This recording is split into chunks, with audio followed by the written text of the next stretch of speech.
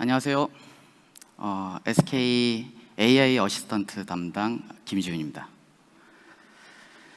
저는 제휴하고 전략을 에이닷 안에서 담당을 하고 있습니다.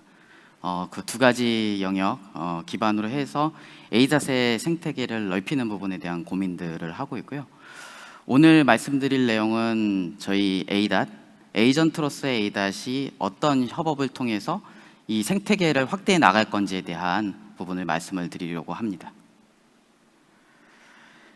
서비스를 돌이켜보면은 지난 2년 반 정도 되는 시기 동안 많은 변화가 있었던 것 같아요. 정확하게는 22년 11월 말에 챗GPT가 나오면서 많은 분들이 이제 AI 서비스에 대한 이해도가 높아진 상황입니다. 그 사이에 모델들이 계속 나왔고 모델들이 나오면서 사실 텍스트 제너레이션에 그쳤던 기능들도 멀티모더리티라든지 온디바이스 LLM과 같은 형태로 더욱 다양하게 출현을 하고 있습니다. 그리고 에이닷도 이 기간 동안 많은 변화가 있었습니다. 에이닷이 처음에 나왔을 때는 지금 보시는 형상과는 다르게 에이전트가 전면에 배치돼서 그 에이전트하고 좀 자유로운 대화를 하는 형태의 모습을 가지고 있었어요.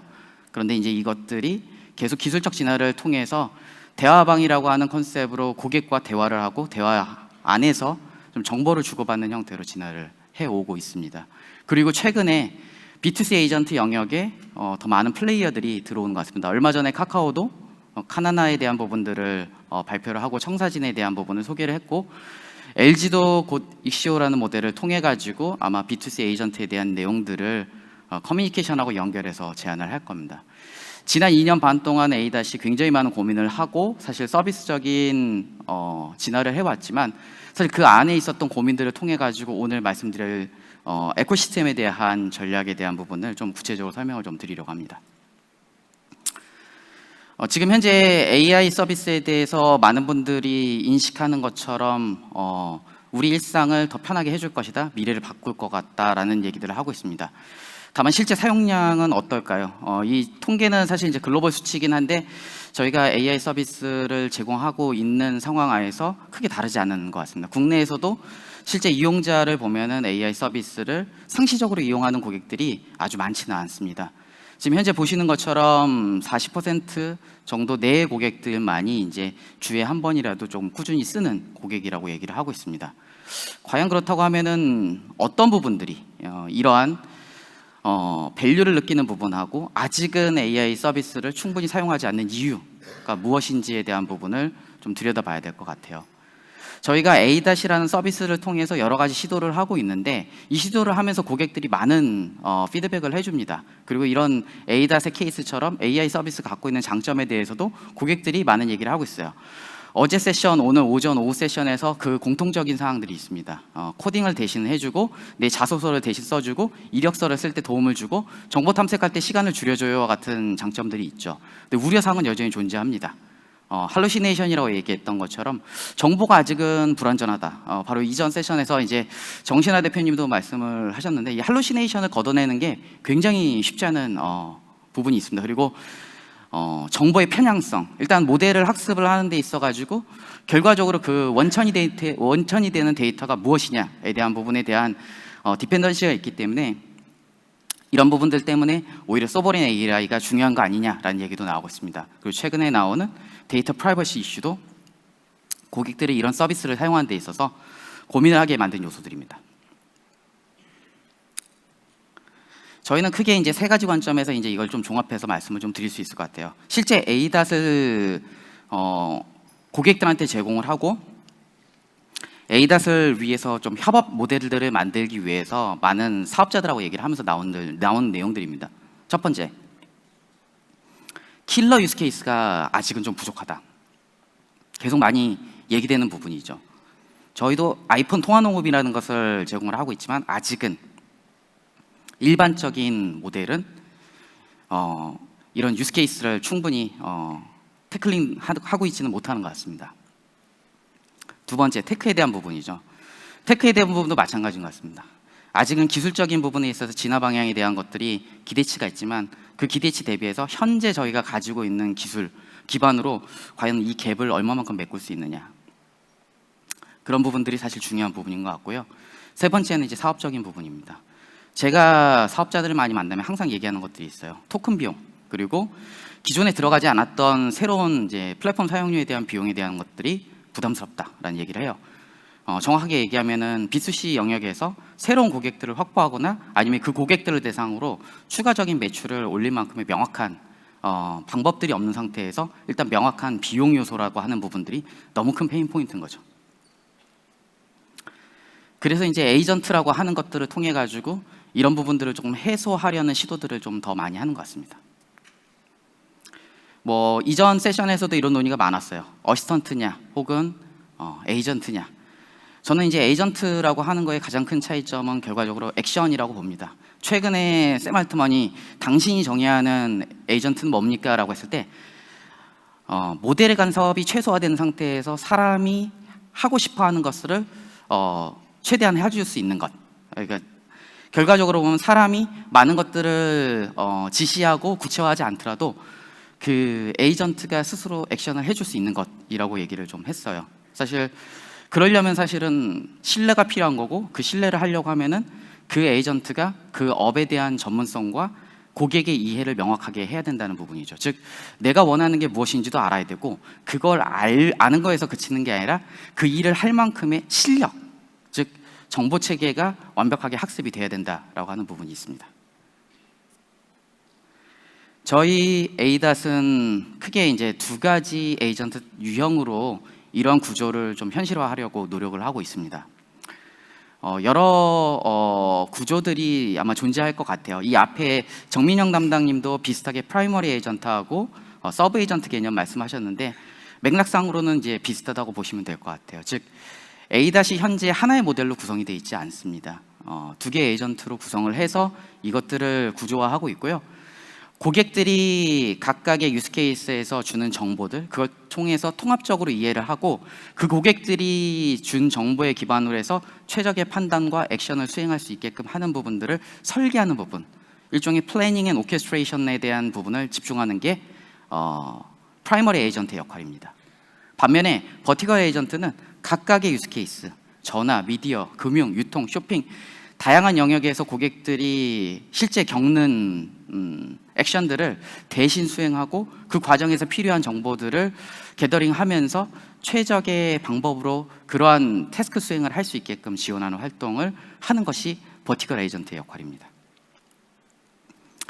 이렇게 두 가지 구조로 저희가 진행을 할 때 있어서 고민되는 포인트는 이걸 결과적으로 하나의 사업자가 다 할 수 있겠느냐, 아니면은 다른 사업자들하고 협업으로 이것을 같이 풀어내야 될 것이냐. 당연히 후자죠. 크게 두 가지 관점 때문에 이제 그렇게 될 수밖에 없습니다. 첫 번째는 데이터입니다. 앞서 말씀드린 것처럼 신뢰를 갖기 위해서 그 에이전트는 전문성이 있어야 되거든요. 변호사, 법무사, 회계사, 세무사, 이런 분들이 제 업무를 대신한다라고 했을 때 제가 신뢰를 갖는 이유는 이분들이 법에 대한 전문성, 회계에 대한 전문성, 세법에 대한 전문성을 알기 때문이죠. 버티컬 에이전트도 그런 업에 대한 전문성을 알아야 됩니다. 그거를 한 개 사업자가 전부 다 확보를 해서 계속 업데이트를 한다는 것은 굉장히 어려운 부분이죠. 두 번째는 실제로 유저들한테 저희가 에이닷 서비스를 제공을 하면서 다양한 도메인의 기능들을 선보였을 때 고객들의 반응이었습니다. 고객들은 어떤 특정 서비스를 쓰는 데 있어가지고 그들이 가장 익숙한 방식이라는 게 존재하고 먼저 찾아가는 채널이라는 게 존재합니다. 아직은 AI가 앞서 말씀드린 것처럼 인식 대비 사용이 높지 않은 상황이에요. 그런 상황에서 저희가 이 안에는 모든 것들이 다 있어요 라고 하기보다는 그들이 원래 찾아가는 그 채널에 에이전트를 넣는 협업 방식이 유효하다라고 판단을 했습니다. 그러한 판단 하에서 저희가 하려고 하는 것은 크게 세 가지예요. 에이닷이랑 같이 유스케이스를 만들어 보자. 에이전트가 들어갔을 때 같이 만들 수 있는 AI 네이티브 경험이 뭔지 설계해 보자 라고 하는 게 첫 번째입니다. 두 번째는 2년 반 동안 저희가 22년 5월에 베타 서비스를 런칭하고 긴 기간 테스트하고 상용 서비스를 하면서 내재화된 노하우, 기술에 대한 부분을 공유를 하겠다. 그 부분에 대해서 같이 발전적으로 시너지를 낼 수 있는 방법들을 찾아보자라는 게 두 번째입니다. 마지막으로 이렇게 되기 위해서는 고객에 대한 이해가 중요하다는 말씀을 드렸는데 그걸 위한 데이터적인 협업, 사업적인 협업이 중요합니다. 그래서 저희가 이러한 에코시스템, 멀티 에이전트 기반의 생태계를 구축을 하기 위해 가지고 들고 오는 개념이 에이닷 유니버스입니다. 이 에이닷 유니버스를 통해서 저희가 어떤 모습을 할지에 대해서 조금 더 자세히 설명을 좀 드리도록 할게요. SK가 가지고 있는 것들이 부족한 부분도 있지만 국내에서 빅테크 기반 대비해서 우위에 있는 영역들도 존재합니다. 앞서 말씀드린 것처럼 국내 상황에서 저희가 갖고 있는 서비스 경험에 대한 부분이 첫 번째일 것 같아요. SK텔레콤은 통신사업자입니다. 통신사업자에게 가장 중요한 부분은 연결의 가치입니다. A라는 사람이 B라는 사람하고 커뮤니케이션을 할 때 가장 우선적으로 필요한 요소들, 가장 먼저 생각나는 게 뭘까요? 물론 카카오일 수도 있고 텔레그램일 수도 있어요. 근데 전화와 문자가 아직도 유효한 구간 안에 들어가 있습니다. 특히 전화라고 하는 부분들은 고객들이 좀 중요한 통화를 통해서 정보를 조금 더 밀접하게 교류할 때 필요한 수단입니다. 두 번째는 테크에 대한 부분입니다. 저희는 A.X라고 해서 자체적인 언어 모델을 가지고 있습니다. 이 언어 모델을 통해서 통화 녹음에서 나오는 요약 정보들을 만드는데 이 기술을 사용하고 있습니다. 그리고 다른 구간에서도 이 서비스를 사용하고 있습니다. 이러한 기술을 사용하고 있습니다. 동시에 저희는 이제 멀티 LLM이라고 해서 외부에 있는 LLM도 쓸 수 있습니다. 즉 사용 유스 케이스에 맞춰서 플랫폼을 선택하고 저희가 갖고 있고 혹은 외부에 있는 것들을 유기적으로 연동할 수 있는 경험들과 그 노하우가 존재하고 있다고 말씀드릴 수 있습니다. 마지막은 SK텔레콤이 갖고 있는 네트워크 인프라입니다. 저희가 가지고 있는 2천만이 넘는 고객, 그리고 온라인, 오프라인 채널, 그리고 팀 멤버십과 같은 사업적인 프로그램들, 이런 것들을 결합해서 고객들한테 실질적으로 베네핏으로 줄 수 있는 가치들을 고민하는 데 있어서 서비스가 갖고 있는 가치, 기술이 갖고 있는 노하우에 얹어서 저희가 좀 더 나은 경험을 제공할 수 있을 것이라고 생각을 합니다. 그러면 어떤 영역부터 저희가 이런 것들을 접목할 건지에 대해서 좀 말씀을 좀 드리려고 합니다. 아직은 이 에이전트라는 게 아시다시피 실험의 단계입니다. 그 실험의 단계이기 때문에 베스트 프랙티스를 만드는 게 굉장히 중요하고, 이 베스트 프랙티스를 잘 만들었을 때 그 영역들이 확대하면서 더 많은 사업자들하고 제휴, 그리고 더 나아가서 또 밀접한 유니버스 생태계를 만들 수 있는 기회가 창출될 거라고 믿어 의심치 않습니다. 저희는 9월에 BTV하고 협업해서 셋톱박스에 이러한 에이전트를 넣는 시도를 했고요. 그리고 10월에 T전화라고 하는 것을 에이닷 전화라고 바꾸면서 에이전트를 집어넣었습니다. 그 외에도 다양한 사업자하고 이런 논의를 진행을 하고 있습니다. 이 논의를 통해서 저희가 우선적으로 하려고 하는 부분은 크게 두 가지입니다. 첫 번째는 에이전트 인터페이스입니다. 해당 채널이 갖고 있는 경험, 그리고 UX 설계가 에이전트를 받아들이기에 아직 익숙하지 않은 경우들이 많습니다. 터치식 UX로 돼 있기도 하고, 어떤 거는 메뉴 체계가 대화창을 받아들이기도 어려운 경우도 있습니다. 이런 사업자들한테 맞는 최적의 인터페이스에 대한 고민을 저희가 같이 하는 부분이 첫 번째고요. 두 번째는 데이터적인 연결을 통해서 얼마만큼 개인화된 가치를 줄 수 있느냐에 대한 부분입니다. 뒤에서 좀 더 구체적인 사례를 통해서 설명을 좀 드리도록 하겠습니다. 첫 번째는 팀 멤버십 영화 예매입니다. 저희가 고민을 했던 부분은 지금 영화 예매를 하거나 티켓팅을 하실 때 단계가 존재하거든요. 극장을 선택한다든지 혹은 영화를 선택한다든지, 그리고 나서 좌석을 선택을 하고 결제 수단 선택하기까지 굉장히 복잡한 과정을 지납니다. 저희는 이게 11단계로 구성이 되어 있어요. 근데 이거를 얼마만큼 쉽게 대화를 통해서 줄여줄 수 있느냐, 거기에 일단 먼저 LLM을 도입해 보기로 했습니다. 한번 내용을 좀 보시면서 더 말씀을 좀 드리도록 하겠습니다. 지금 보시는 게 지금 영화 예매 에이전트에 대한 화면이에요. 에이닷을 써보신 분들 중에서도 이걸 써보신 분이 있겠지만 아직은 많은 분들이 생소할 수 있습니다. 보시는 것처럼 첫 화면에서 이 고객한테 필요한 메시지를 저희가 전달합니다. 이 메시지를 통해서 어떤 영화를 예매를 한다든지 하는 것들을 추천을 하게 되죠. 고객이 이 영화를 원하지 않고 때로 새로운 영화를 원할 때 그 영화 이름을 넣고 자연스럽게 그 영화와 관련돼 있는 예매 정보를 받아보게 됩니다. 예전에는 영화 정보를 넣고 극장을 선택했을 때 자기가 그 극장을 뭐 서울에서 CGV면 또 어디 이렇게 선택을 했었어요. 근데 지금 현재 있는 위치 기반으로 지금 조회한 시간 이후로 예매 정보를 보여줍니다. 여기서 선택을 하고 일반적으로 이분이 혼자 예매를 했다든지 혹은 가족하고 3명이 예매를 했다든지 하는 패턴을 통해 가지고 좀 더 쉽게 고객한테 최종적으로 예매를 할 수 있는 가이드라인을 저렇게 제공을 합니다. 저희가 영화 예매를 하는 이유는 첫 번째는 고객들이 갖고 있는 그 11개의 단계를 확 줄여줄 수 있다라고 하는 가능성에 대한 부분입니다. 즉 고객 경험을 훨씬 더 대화를 통해서 쉽게 제공할 수 있다라고 하는 부분들. 그리고 지금 고객들이 영화를 예매하겠다고 하는 니즈 때문에 방문해서가 아니라 먼저 저희가 다가가서 원래 이런 영화 좋아하셨잖아요. 영화를 예매해 보시면 어떻겠어요? 라고 하는 추천이라고 하는 구간을 실험하는 것이 첫 번째입니다. 만약에 이 경험이 의미 있게 고객들한테 제안된다고 하면은 저희가 확대할 부분은 사실 티켓이라든지 다른 형태의 예매 활동들일 것 같아요.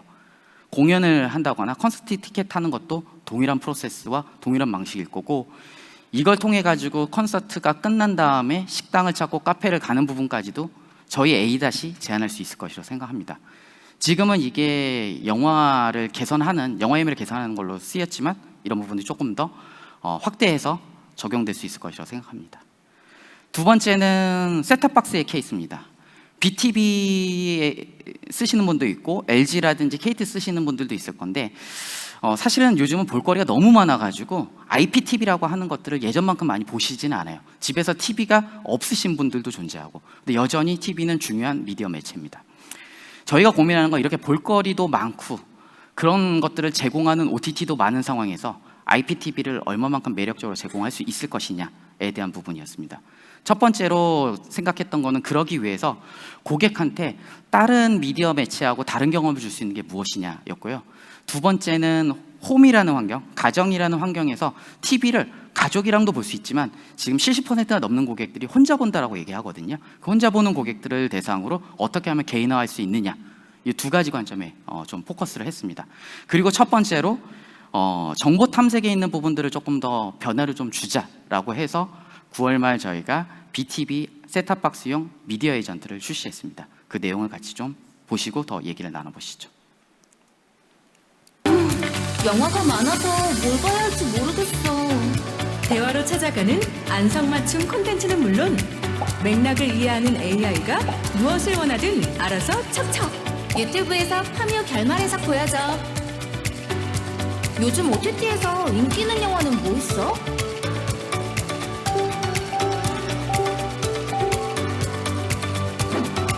실시간 TV와 OTT, 유튜브까지 한 곳에서 이제 대화만으로 콘텐츠를 편리하게 즐겨보세요.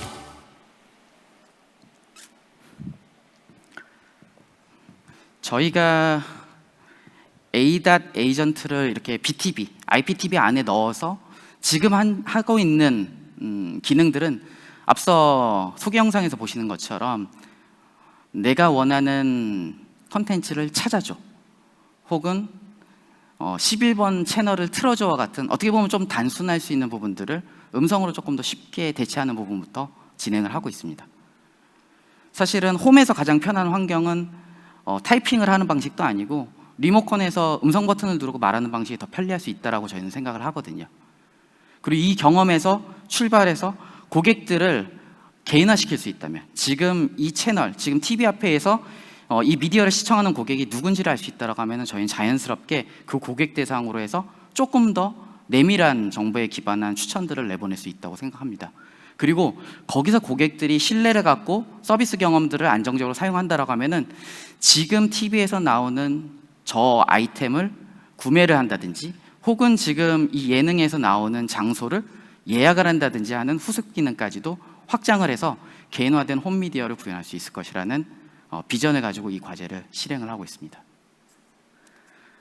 마지막 케이스는 티맵에 대한 부분입니다. 앞서 말씀드린 것처럼 영화 예매라고 하는 약간 오프라인 이벤트랑 연결된 부분, 홈이라고 하는 환경에 대한 부분, 그리고 이어서 이제 티맵이라고 하는 차량 환경인데요. 사실 전혀 다른 유스 케이스죠. 차량이라고 환경은 아시다시피 손과 눈이 제약이 있습니다. 일단 전방을 주시하고 내 손은 핸들을 잡고 있어야 됩니다. 이 상황에서 결과적으로 정보를 가져가야 되는 부분들을 어떻게 처리할 것이냐라고 했을 때 기존의 누구라고 하는 NLU 방식에서 LLM으로 변화하면서 기회가 있을 것이라고 저희가 생각을 하고 있습니다. 이 부분에 대한 것들은 저희가 팀앱이랑 같이 음성 모드라고 하는 부분들을 더 고도화하는 방식으로 1차적으로 진행을 하고 여기서 나온 경험들을 더 이후에 로컬 정보로까지 확대하는 부분으로 생각을 하고 있습니다. 즉 목적지 주변에 주차 가능한 조용한 카페 알려줘. 지금 현재는 내비게이션에 이렇게 했을 때 정확히 이런 것들을 제한을 하고 있지 못해요. 근데 이런 것들을 제한할 수 있다라고 하면 내가 단순히 어디를 코엑스를 가야 돼서 코엑스를 음성으로 목적지를 설정하고 이동하는 것이 아니라 그 주변에 있는 장소를 찾아갈 수 있다면, 나가서 운전 중에 지금 가는 경로에 잠깐 중간에 쉬어서 들릴 만한 좋은 카페가 있으면 추천해 줬으면 좋겠어 라고 하는 부분들, 지금 운전하면서 휴대폰 켜서 그것들을 검색하시거나 혹은 동승자한테 그걸 부탁을 하는 케이스들이 있어요.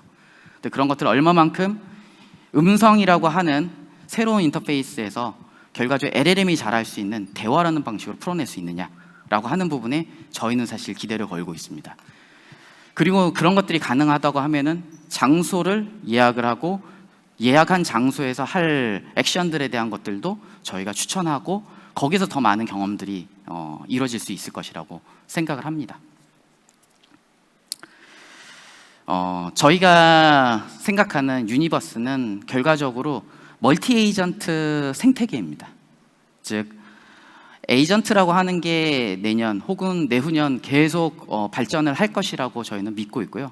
특히 이제 A- 버티컬 에이전트라고 하는 부분들을 통해서 저희 본체의 프라이머리 에이전트의 경쟁력을 강화하는 부분에 대한 실험을 하는 게 첫 번째 저희 베스트 프랙티스의 목적입니다. 두 번째는 이렇게 해서 나온 경험들을 가지고 더 많은 사업자들하고 노력을 하려고 하고요. 아까 말씀드린 것처럼 팀앱이 그 중에 하나일 수 있고 BTB가 그 중에 하나일 수 있습니다. 그리고 그 외에 전혀 SK하고 직접적인 관계가 없는 사업자들하고도 이런 논의를 진행을 하고 있고요. 이런 것들이 계속 켜켜이 쌓이면 새로운 에코시스템으로서 에이다 유니버스가 자리를 잡을 것이라고 믿어 의심치 않습니다. 이상으로 제 발표를 마치도록 하겠습니다. 감사합니다. 네, 고맙습니다. 큰 박수 부탁드리겠습니다.